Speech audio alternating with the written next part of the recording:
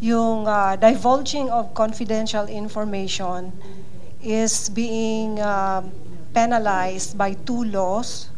We have Republic Act 6713 under Section 7.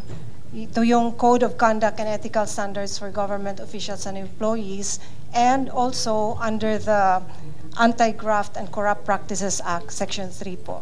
So, divulging of valuable information which are in the nature of confidential information to unauthorized sources, and as well as the release of certain documents prior to its actual authorized date. These are all punishable, Your Honor, with imprisonment of not more than 10 years. So do you think those legislations are enough?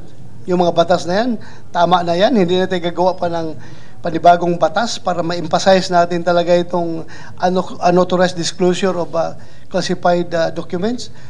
Okay na yon? Sapat na yon o dagdagan pa natin?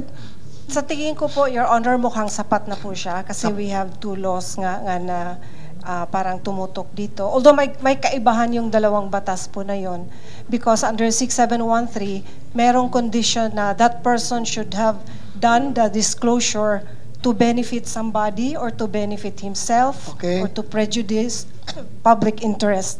On the other hand, doon sa 3019 po, wala yung ganong conditionalities.